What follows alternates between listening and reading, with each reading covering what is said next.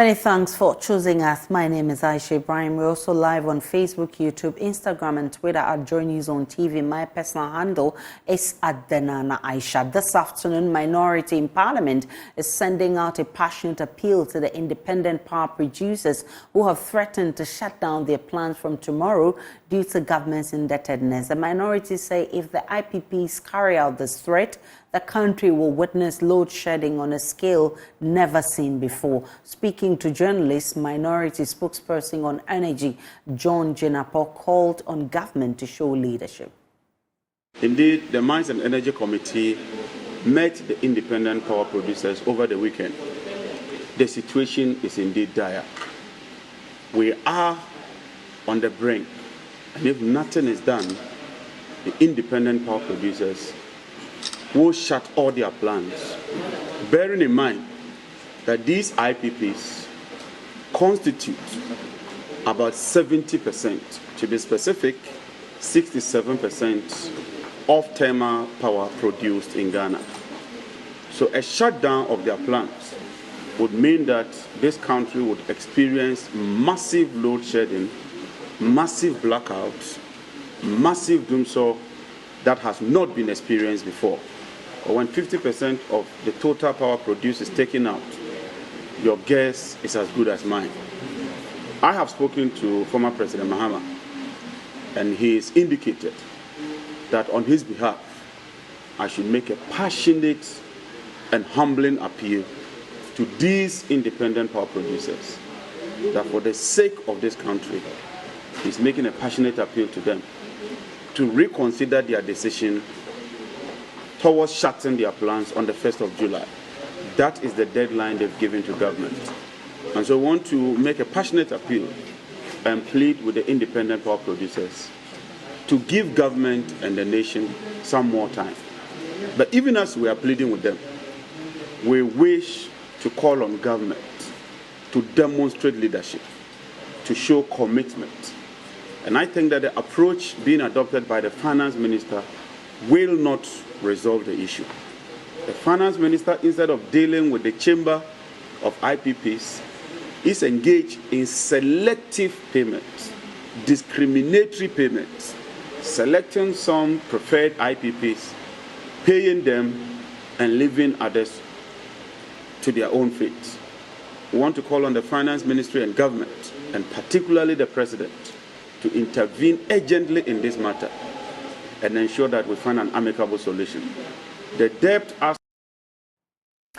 The United will be going back to Parliament for more on what's business of the House and more on the call by the minority. But right now, the United Nations Development Program is raising red flags over what they describe as bias on the part of 3 of the world's biggest credit rating agencies against some African countries, including the Republic of Ghana. In its latest report on lowering the cost of borrowing in Africa, the UNDP says the continued downgrade of Ghana's economy is based on less subjective assessments and is costing the state and other African countries some $74 billion. With this amount of money saved, it is more likely that Ghana may not have signed up for a $3 billion bailout from the IMF. Foreign Affairs correspondent Blaise Soga has an exclusive interview with Ahoma Azia Konwa, the regional director of the United Nations Development Program, which sheds more light on the report.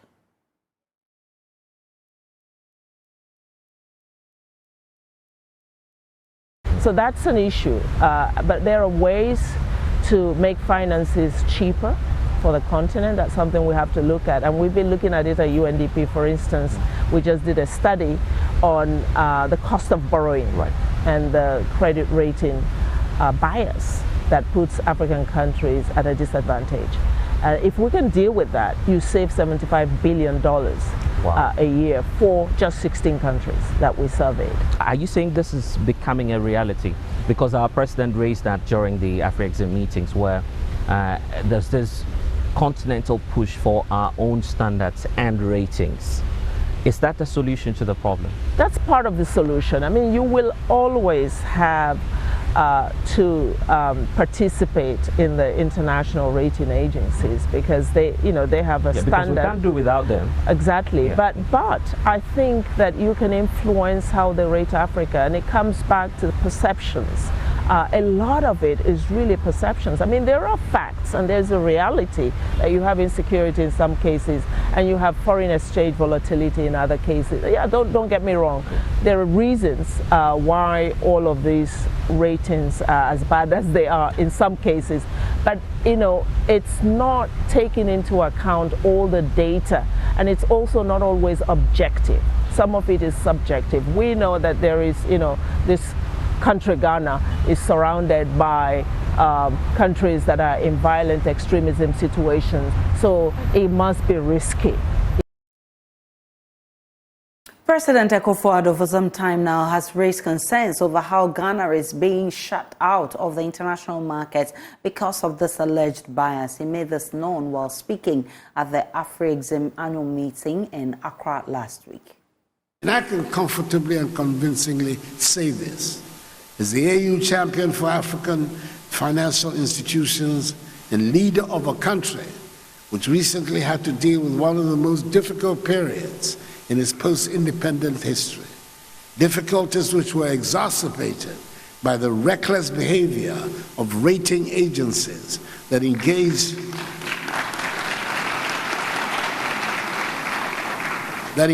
in pro-cyclical downgrades, shutting Ghana out of capital markets and turning a liquidity crisis into a solvency crisis. AfriExim Bank, under its counter-cyclical response mechanism, provided timely support to help Ghana navigate the macroeconomic management challenges worsened by Russia's war of aggression in Ukraine in an orderly manner, when suddenly we realized we were alone. Away from that, barely a year after a residential toilet sank into a galamsey pit, killing a woman, another house has sunk into underground tunnels created by illegal miners at Odumase in the Ashanti Achim Central Municipality of the Ashanti region. Digging beneath homes for gold is common in the Odumase town, with residents sitting on tenterhooks with a fear of looming cave-ins. Residents speak of constant blasting using explosives, which is cracking up walls and threatening the collapse of buildings in the area. Love FM's Rasta Sasaridonko was in the community and now reports. It's been close to a year since 26-year-old Gifty Manka's toilet sank with her into an illegal mining pit dug beneath her house at Odumase. But the practice of deep pit mining in homes at Odumase has not stopped. Part of this residential facility, a few meters from where Gifty died, sank on Sunday. I will describe the Odumase township as a sinking time bomb, ready to explode. Now, this gaping hole you see here leads underground to underground pits dug by illegal miners all across this area. Now, on Sunday, this building, which is inhabited by people at the moment, sank to the ground unannounced. Boom, just like that. And it's as a result of illegal mining underground, which is happening in the next house over there. And so people in the Odumase area, including where we are standing close to this mosque, live in constant fear that they might be sinking down into a hole while they sleep.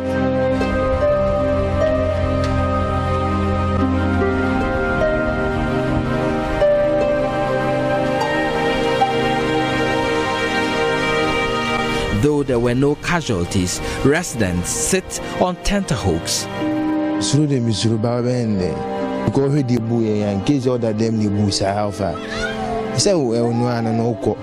I am very scared, but I have no other choice. There are holes all around this area.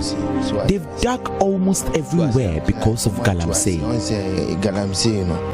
So I think it's dangerous. This old woman shows me patches of cracks that developed in her room due to constant blasting by illegal miners beneath her building. She says the building shakes when they blast the rocks with explosives, so I asked them to patch the building with cement. I am very scared because if the building shakes and collapses, I would have nowhere to go. Other residents are equally disturbed about the digging beneath homes in the town for gold. I am scared I will sink one day.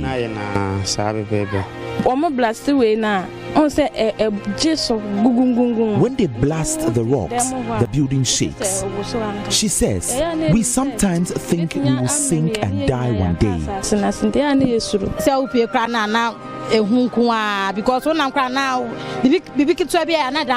She says there is always fear because the building shakes when something small happens. We plead with government to ask them to halt their operations.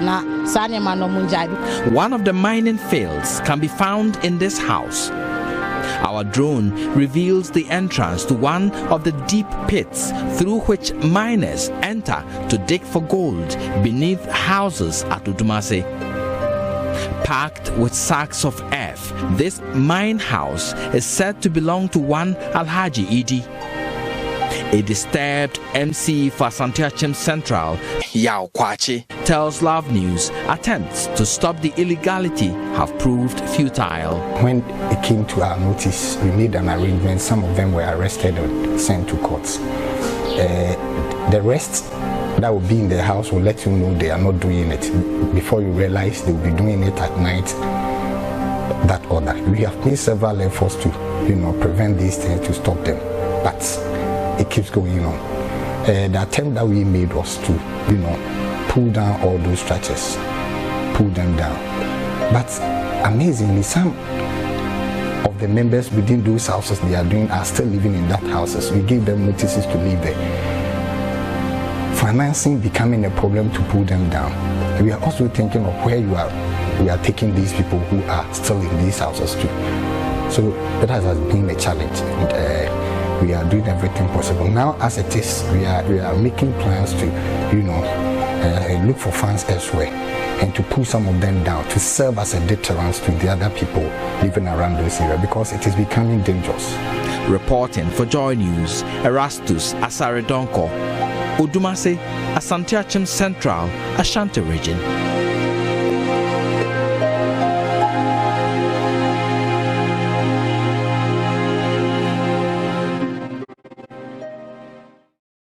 I asked my husband to resign as vice president many times. That's according to wife of former vice president Matilda Arthur, who says there were times her husband was down because of some of the unpleasant things that were said about him. She was speaking in a yet-to-be-aired interview with me on PM Personality Profile.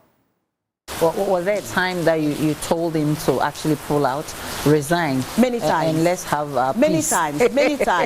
But after I said that, I realized that, but if he pulls out, who would say the kind of things he's saying? Yeah. So he should be there, even if he's not listened to, say it and make the difference. Wow. I believe that even if you are the only person who's doing the right thing in a place, not just politics, anywhere, you are the only person, don't be discouraged. Stay there and do the right thing, say the right thing, make a difference, and it will impact. Even if it impacts on one person, you've done your job. The full interview is this evening at 9 p.m. on the Joy News channel. Do make a date. The Ghana Bar Association is this afternoon going all out, taking on politicians and individuals who make unjustifiable comments that attack judges rather than criticize their judgments. The association makes specific reference to a recent comment made by a leader on the minority side in Parliament during the approval of Chief Justice Tokono. GBA President Yao Echampon Boafo says it is irresponsible for one to hide behind parliamentary immunity to make such comments. He's been speaking at a ceremony to mark 41 years since 3 High Court judges were brutally murdered. unfairly and inappropriately lowers the dignity of our courts and hurt the rule of law. That is why it is totally unacceptable for a member of the leadership of the minority in Parliament, hiding ostensibly under the protection of parliamentary immunity granted by the 1993 Constitution, in supporting a motion solely to unanimously approve the nomination of the current Chief Justice, to launch an unwarranted attack on the person of the immediate Chief Justice, describing such a colossus of a jurist in derogatory terms. To wit, under the reign of the outgoing Chief Justice, the level of miscarriage in this country reached a crescendo and must never be repeated. And the former Chief Justice must know when he goes home, this miscarriage of justice rests on his chest. In the highly volatile partisan environment we unfortunately find ourselves, such a statement was unfortunate and grossly irresponsible, and it caused consternation among the rank and file of the GBA, especially when the author of the accusations failed to give particulars of the specific cases or decisions by the immediate party's Chief Justice that occasioned the miscarriage of justice, and by what scientific tools he used to measure the level of miscarriage of justice under Chief Justice Duah. I am certain that the soldiers who carried out the gruesome murder of the martyrs we celebrate today might not have read any of their judgments, yet persons who were relatively better educated and informed were able to indoctrinate and have them to believe that the judgments of the martyrs were in some way detrimental and or inimical to their self-interest to warrant such heinous acts. I urge as a people, we learn to be circumspect both in our actions and statements to ensure that no judge in this country should ever suffer the tragedy and fate of the martyrs we celebrate today.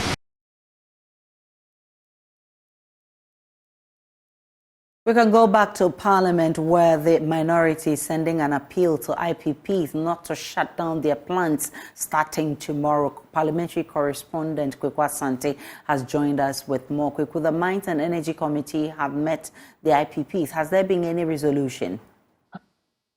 So, Aisha, the information we picked is that the meeting did not come out as planned. Indeed, the minority expected that they were going to be able to convince the IPPs to go back on that threat to shut down their power plants, but the IPPs did not listen.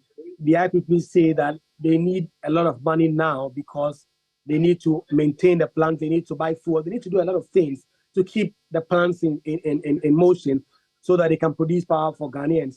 And government indebtedness running into $1.7 billion is not allowing them to be able to properly do so. And so they are now calling on government to pay these amounts of money. It is on the back of that the minority is making this appeal to the IPPs to give government some time to ensure that this amount of money is paid. You also heard the minority led by John Jinapor also claim that the minister is actually doing selective payments and that he's paying some IPPs and not paying others, and that this situation, if left unchecked, is going to compound the situation. So the appeal is now going to the IPPs. They made that threat that by the end of this month, and the month ends today, if government does not pay their outstanding debts, then they are going to shut down their plants. They have just a few hours for that deadline to be met, and if the money is not paid and the IPPs do not back down, then we expect some massive dumsor, like the minority put it. Kweku, what else is happening in Parliament? At least has James Dachukwueze been sworn in? The expectation was that James Dachukwueze will be sworn in today. Yesterday, the information we had was that the Electoral Commission was yet to forward the instrument of election to the Speaker of Parliament for him to be able to swear in Dachukwueze. It appears that has been done now, because if you look at the other paper, the swearing of oath is listed on the other paper, that the expectation was that it will be done today. But that will not be done per the information I've picked, because the Speaker of Parliament himself is not around. He has traveled. And now the new date for swearing in Dachukwueze is set to be Tuesday next week. Asante is our man in Parliament. Definitely, there's more for you from Parliament in our subsequent bulletins. But let's stick with the IPPs, because James Vergie has been following new developments. What do we know as we brace ourselves for the deadline, which is tomorrow? Okay, Aisha, so as we speak, there is a crunch meeting between the ECG, which was expected to lead negotiations all this while, is currently having a crunch meeting with the IPPs. And this meeting is expected to end in a few hours. Now, the conclusion of this meeting will determine whether the IPPs will suspend their intended shutdown or not. Now, what we are also picking is that some of the IPPs have accepted some amount of payment from government in that earlier individual engagement that happened between 27 and yesterday. What is not clear is exactly how much they have been paid. Now, what this means is that even if the scheduled shutdown should happen, not all of these IPPs will shut down their plant as a result of that particular payment. But we know that there is another meeting that is supposed to happen between the IPPs themselves at exactly 5 p.m., after which they will come out with an official decision as to whether they will shut down their plant or not. But the understanding is that because of that payment, not all of them would obey that directive. Now, some sources within the ECG are also optimistic that at the end of the day, there will not be that intended shutdown. But by 5 p.m., we should know whether this shutdown will happen or otherwise. Let's all pray that it doesn't happen, because it's never pleasant to sleep in the darkness. James Aveji brought us details from all quarters as we wait tomorrow to see if the plants will be shut down. To other stories, the pharmaceutical industry relies on certain materials known as excipients to formulate drugs. Unfortunately, these materials are mostly imported and no into the import bill of the industry. What if excipients from natural sources, that is these plants or food, can come to the rescue? That is what Mariam E.I. Boachijesi, Ghana's first female professor of pharmaceuticals, is leveraging to help the country produce cheaper drugs. Live FM's Kwesi Deborah has more in this report. After completing her bachelor's degree in pharmacy at the Kwame Nkrumah University of Science and Technology, she fell in love with the processes drugs go through before they are made available for consumption. Mariam then took up the field of pharmaceutics, a branch of pharmacy concerned with the formulation and quality analysis of drugs to help her fulfill that desire. She completed both her master's and doctorate degrees in pharmaceutics at KNUST. Because it is reported that sub-Saharan African region, we spend about 70 to 90% of the budget, the national budget, to import drugs as raw materials or as finished products. And this is seriously affecting us in terms of good health and well-being. And so that is one area that my research focuses on, to use naturally available or locally available natural polymers as excipients. And so far so good, it's working. And we are at various stages of development. The other aspects that we are into is quality control.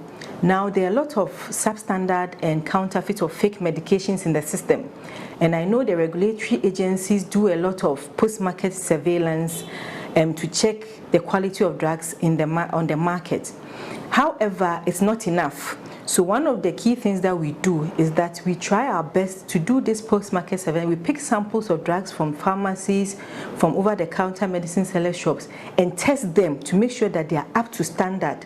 One of the earliest works, which was published in the 2012 edition of Asian Journal of Pharmaceutical and Clinical Research, focused on naturally occurring gums as excipients in the pharmaceutical industry, was promising.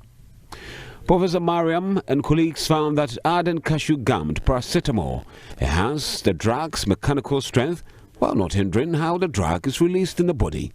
With the local excipients that we are looking into, so far we've done extensive work on okra pectin, and it has shown very promising results.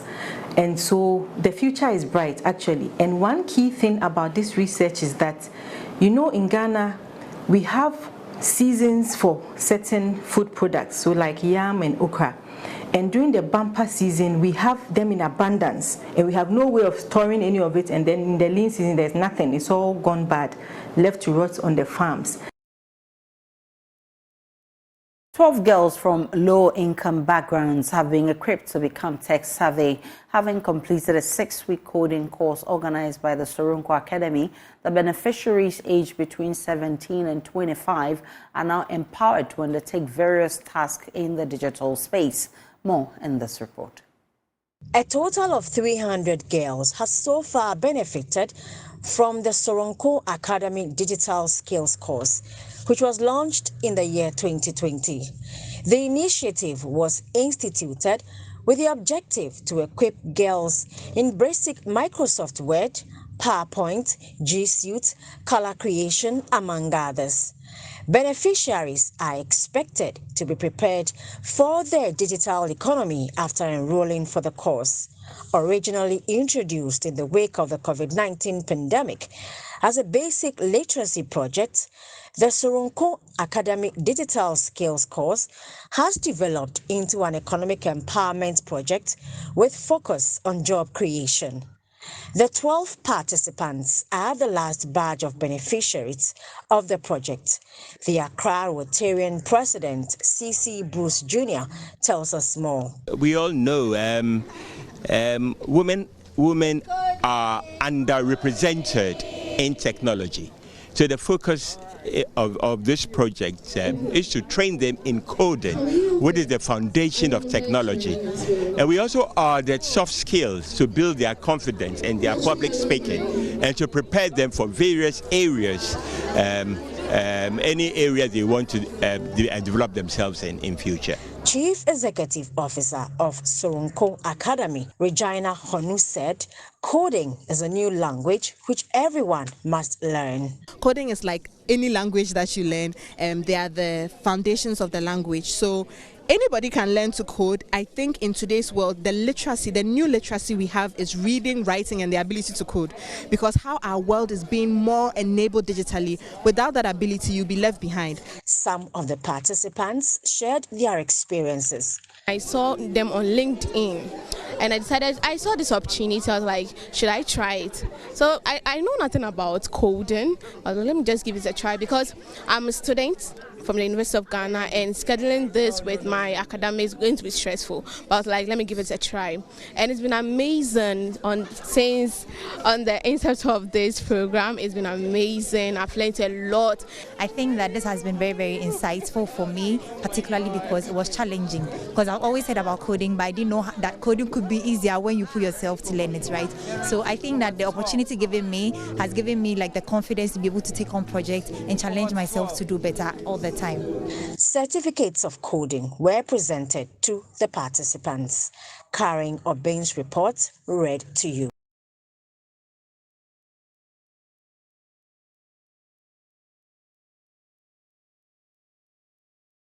And coming up in business, we'll take you live to the Welcome Made in ECOWAS exhibition, which is currently underway at the AMA headquarters here in Accra.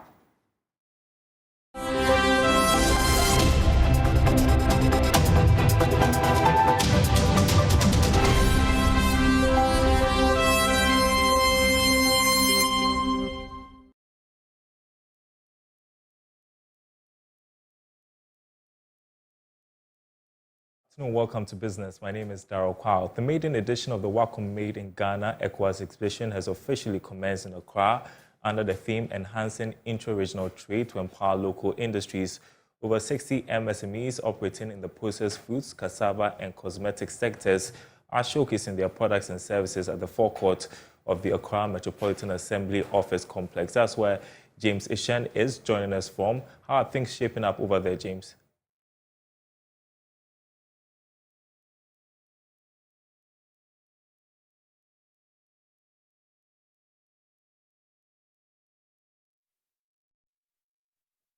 I made this exhibition just right behind me. You could see a number of SMEs, that is small and medium scale enterprises here, exhibiting their products here. I have a rep, that is the Chief Technical Advisor from the West Africa Competitiveness Program here. He's in the person of Dr. Charles Saki. Doc, there have been a lot of conversation with respect to advisory services, with respect to assessing financing, with respect to some of these SMEs here. First and foremost, I just want to understand what's the rationale behind this particular exhibition? Okay, thank you very much. So the rationale behind this is that we are implementing a project called the West Africa Competitiveness Program. This program is funded by the European Union and implemented in Ghana by UNIDO. So the basic idea of this is to build competitiveness of SMEs to be able to compete with international standards.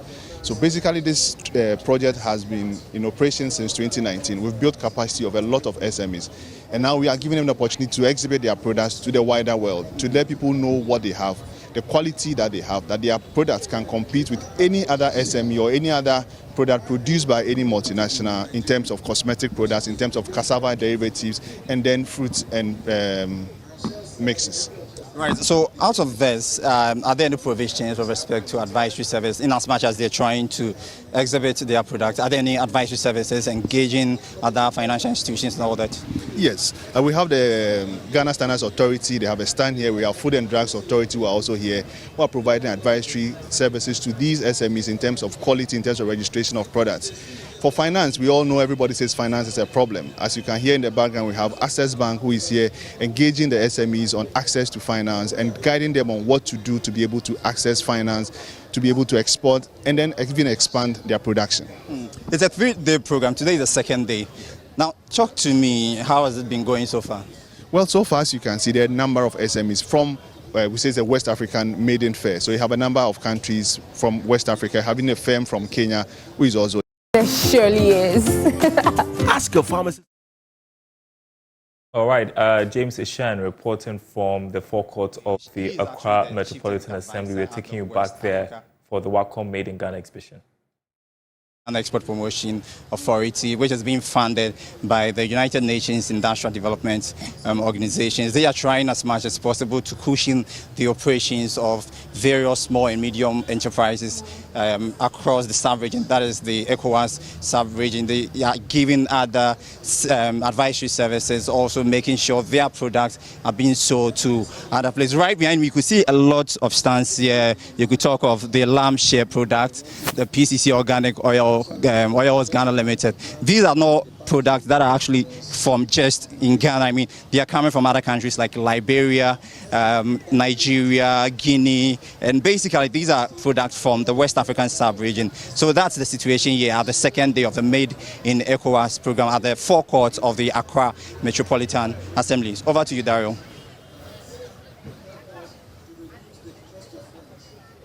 All right, James Ishen live for us from the Accra Metropolitan Assembly's forecourt where the Wacom Made in ECOWAS exhibition has been taking place. And that's business. Thanks everyone for watching. More news after this break.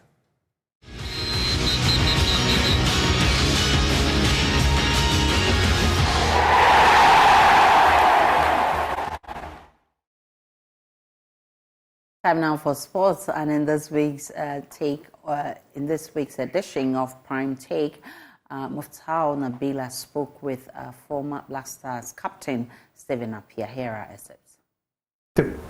How are you? I'm fine. Yourself? I'm doing good. I've not seen you in a long while. Yeah, I can see that you are really doing good. You are looking fly. Thank you.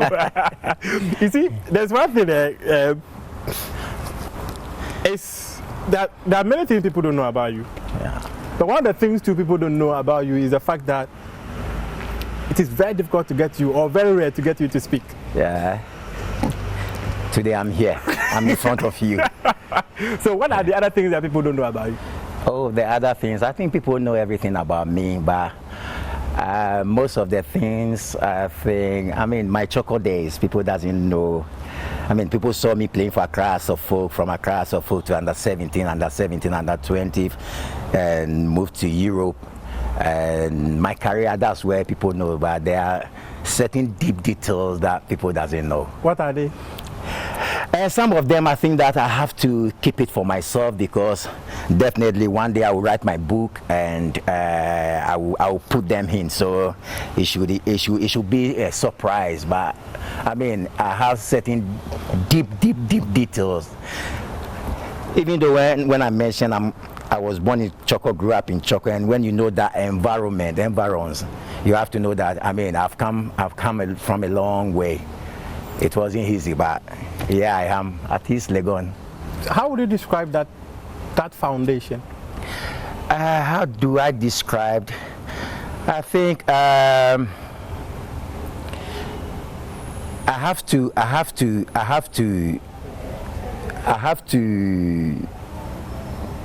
say that I've done well. I've done well. This is a place that I grew up, and people that you roll with were doing all sorts of things, but I never allowed myself into those things, and I said, okay, what I want to do is to play football. So I channel all the energy into football, and then it works for me. But I think that I've done well. I quite remember the chocolate days when, as a kid, you wake up in the morning 4:30, you have to run to Carnation Market. Inside Carnation Market, they have these stairs that you have to climb. From there, you have to run to Circle. They have a stairs there. From Circle, you have to go to the Mortuary Road to the beach. So, I mean, these are the sacrifices that I did, and it works for me. Growing up, I come to realize that whatever we do is the passion and the hard work that takes you to the top, and that's what I did. Talk to me about the days of playing at Indafa Park. Yeah. Okay, so I attended St. Martin's School, and those days it was very, very difficult for me. I mean, at times as a kid, you go to school without no food, you go to school without money. So one day I was on my way to school. I walked from Choco to White House, and I was on my way, and I met a friend called, now he's a musician, YZ.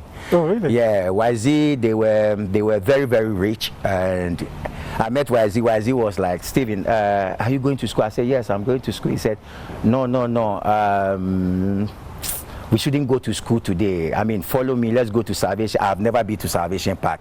It was my first time. So he said, let's go to Salvation Hamming Park. When we get there, I will buy you rice and beans. As soon as beans and plantain. Yeah. As soon as I heard Is it your Kogari? Yeah. Gobe. As soon as I heard beans and plantain, I said, hey, I have to follow Daniel because myself, I don't have anything on me. So I followed him. We went to Salvation Army Park. We saw some kids playing football, and Daniel know that after schools at times we played in the premises. So he said, Stephen, I know that you are a good player, so join the guys. I took off my school uniform, I put it in the plastic bag. We hid it under a bin. So you know that at that time, if you go home without your school uniform, you get lost. So we hid it, and then I joined the guys, the kids, to play the game. When we were playing, there was this man standing like 25 meters from where we were playing. So when we finished, he said, oh, you're a good player. We have a coach team at Indafa. Can you join us? And I said, oh, okay, I would love to join you, but you have to come and talk to my mom first. So he came, and then my mom was like, no, he has to go to school. And that time I wanted to play football. So one day I found my way to Indafa, because where I live and Indafa Park is a bit far, and I was a kid then, so I found my way, and then I showed myself at the training grounds. I had a chance to play for under 12 and then under 14. When I was playing under 14, I was doing so well that when I play under 14 games, I wear under 17 jersey. So I had a chance to play under 14, and then under 17 at times I will come and play 5 minutes, I will come and play 10 minutes. That's where it all started. The full interview airs tomorrow, 7:30 p.m. on the Joy News channel. Make a date.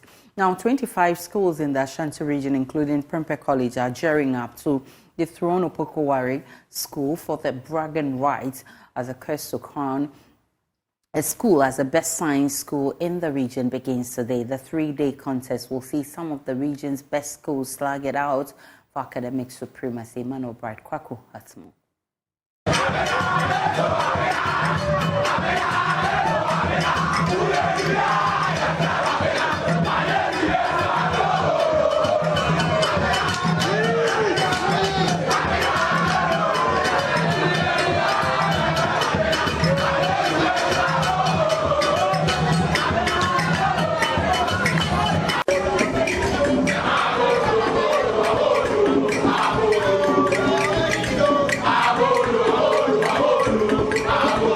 Science and songs as schools qualify for the regional and national championship.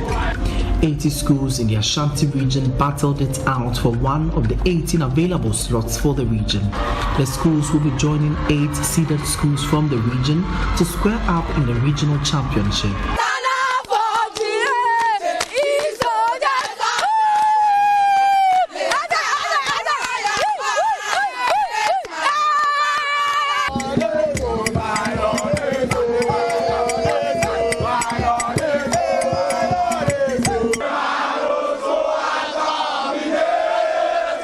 Presently, Opokuwari wields the bragging rights as the champions in the region.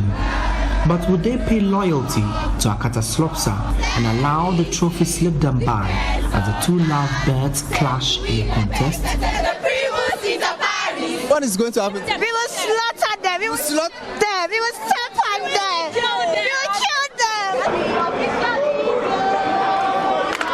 Well, the girls are not the only ones eyeing the trophy. 24 other schools in the region are set to clinch the regional title. While some are fixated on the trophy, others only want to unseat high-grade schools.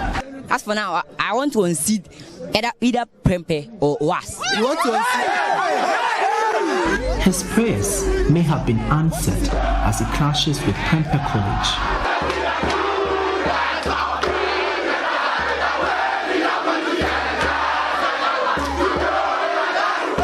Another highly anticipated contest will be one between the host school Prepper College and T.I. Amidia Senior High School. They have a message for the boys from the Greenland. We possess good morals and high integrity. What is Prepper College, Opokuwari, to you? To me, what is Prepper College in Opokuwari? To Amas. Are they your small boys also? What are 1 year. They are in kindergarten. They haven't taught less to us. Eh? Actually, I don't even know what to say. Tentacles. There was tentacles. Last year, we weren't able to come because of certain reasons. But this year, we are fully prepared. We are fully armed. Kumasi Anglican Secondary School is entering the championship as the highest scoring school from the qualifiers.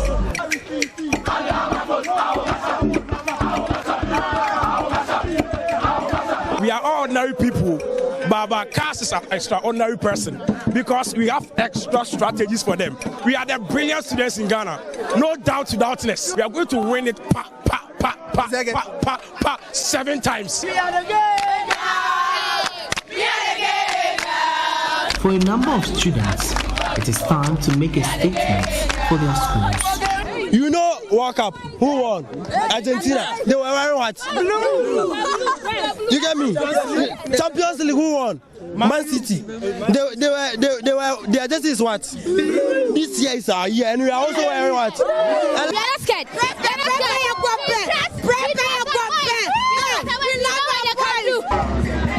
For Joy News, my name is Emmanuel Bright Kweko.